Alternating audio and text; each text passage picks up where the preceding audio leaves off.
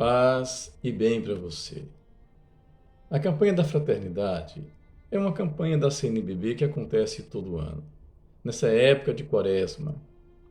A cada 5 anos, essa campanha é feita de forma ecumênica, ou seja, em comunhão com outras denominações cristãs.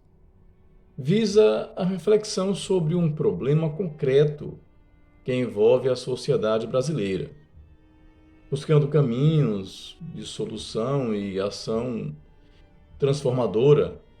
Essa campanha ecumênica que está tendo agora, de 2021, vamos pensar um pouco sobre esse assunto.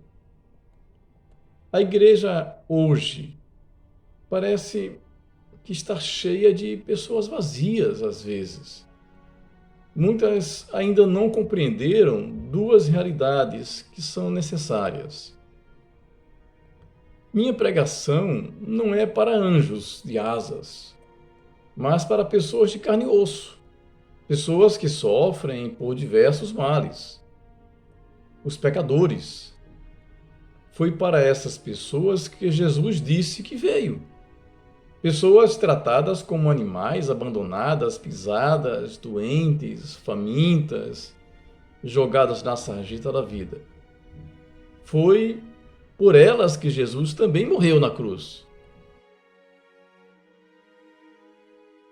E morreu como um malfeitor. São pessoas que dão um gosto amargo na boca da sociedade. São Francisco transformou este amargo em doce, como ele mesmo disse, ao beijar o leproso. O leproso chegou até ele, estendeu a mão e ele deu um beijo no leproso. Aquilo que ele mais odiava fazer. Ele seguiu o exemplo de Jesus, que tocou no problema, no mal que aflige o ser humano, no leproso. Ele ressignificou a lei de Deus e deu significado ao ser humano. Assim fez Jesus. Jesus tocou no problema. Francisco tocou no problema. E nós temos que fazer o quê? Fazer o que eles fizeram. Fazer o mesmo. A outra realidade é que precisamos tocar no problema, mas com os pés no chão. Pisar firme, mas não podemos fincar nele nem os meus pés e nem o meu olhar, nem as minhas buscas. Diante da realidade, preciso olhar, buscar as coisas do alto, como nos ensina nosso Senhor. Ele diz: olhai os pássaros do céu, não os pássaros no céu. Se ficar olhando os pássaros lá no céu, você pode cair num abismo profundo da alienação. Quando ele fala para olhar os pássaros do céu, ele não procura localizar o pássaro, mas identificá-lo. Pássaros do céu. Assim, nós percebemos que esses problemas que são tocados devem ser tocados com uma outra ótica. É preciso enxergar a realidade de outra ótica, a ótica de Jesus. Um bispo católico, com um cajado em sua mão, tenta resgatar, em nome da verdade, as ovelhas perdidas, apontando a única saída: Jesus Cristo. Um respeitado professor ensina a disciplina oficial com uma antiga tradição que sempre se renova. Ambos fizeram a sua parte. Eu penso que precisamos resgatar as ovelhas de Jesus a partir das digitais originais de Cristo. E estas estão na cruz de Cristo, que muitos hoje querem evitar, mas não podemos deixar de carregá-la. Dizia São João Paulo II, quem quer o Cristo sem a cruz, fica com a cruz sem o Cristo. São Paulo dizia, eu estou crucificado com Cristo. Já não sou eu que vivo, é Cristo que vive em mim. Devemos estar crucificados nela também, como disse São Paulo, pois nela não estamos fincados na terra, nem tocamos o céu. Estamos dissolvidos, como que dissolvidos no amor infinito, porque já não sou eu que vivo, é Cristo que vive em mim. Esta é a experiência mística que nos faz perceber o Cristo de uma outra ótica. E na cruz de Cristo estão todos os que sofrem. Estão os excluídos, os marginalizados da sociedade. Estão os pobres. Por falar de pobre, esse termo gera certa polêmica. Já dizia Dom Helder Câmara, se dou pão aos pobres, todos me chamam de santo. Se mostro porque os pobres não têm pão, me chamam de comunista e subversivo. Dom Helder Câmara foi um dos fundadores da CNBB, Conferência Nacional dos Bispos do Brasil, que hoje está sendo colocada na berlinda por muitos padres e até bispos, que dizem que não vão apoiar esta campanha. Vale a pena ler com um olhar simples. Não faremos agora exegese, vamos olhar com um olhar simples, o olhar do povo mesmo, simples. Como São Francisco lia os evangelhos. Um olhar simples, vamos ver. Atos dos Apóstolos, que diz, todos os fiéis viviam unidos e tinham tudo em comum. Vendiam as suas propriedades e os seus bens e dividiam por todos, segundo a necessidade de cada um. Isso está em Atos 2, no versículo 44 a 45, pode consultar. Há uma experiência comum aí. Mas para alguns a palavra pobre é muito dura, é difícil de encarar. Sobretudo quem vive pregando a unidade, as devoções, os milagres. E quando termina a sua pregação, volta para casa, escolhe o que vai jantar, depois tem um banho com água bem quentinha, preparada ao seu gosto, uma cama macia para descansar a sua dura jornada durante o dia. O pobre normalmente não tem o que comer, nem tem cama macia, nem casa, nem mundo, nem chão.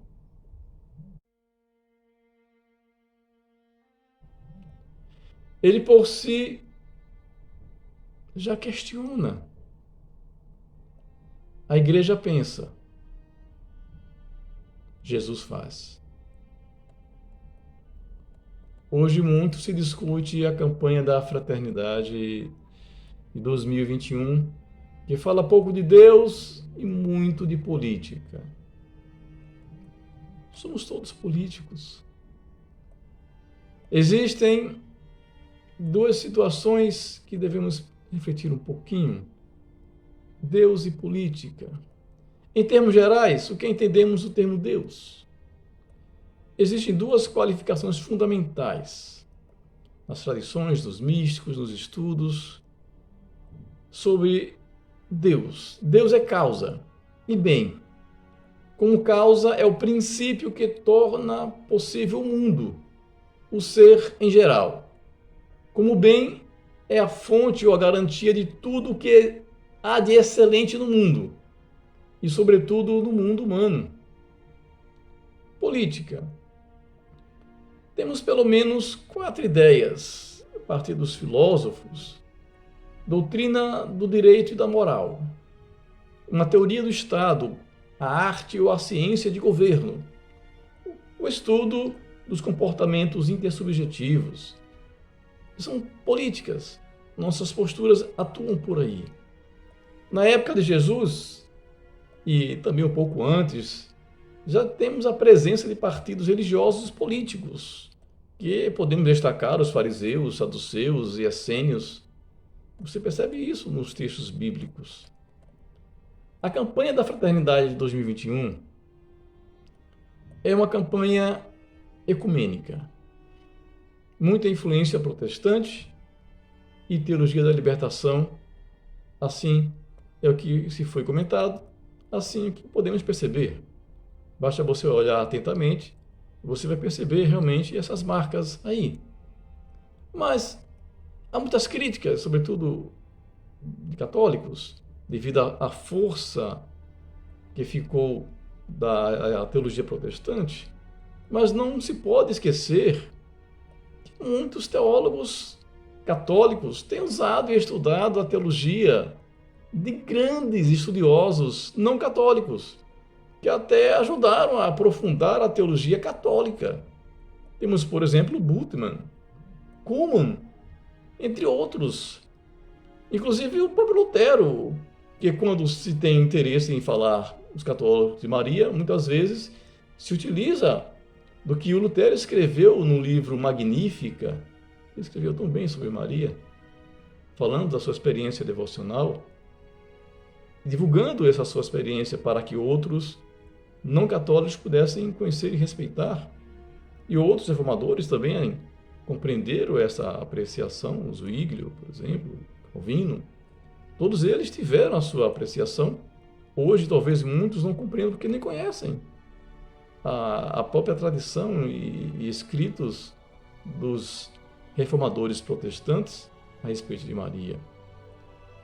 E nessa campanha, não falar de Maria, aquela que anuncia o diálogo, que anuncia os pobres, a causa de Deus, é uma pena, não deveria realmente tocar nesse ponto.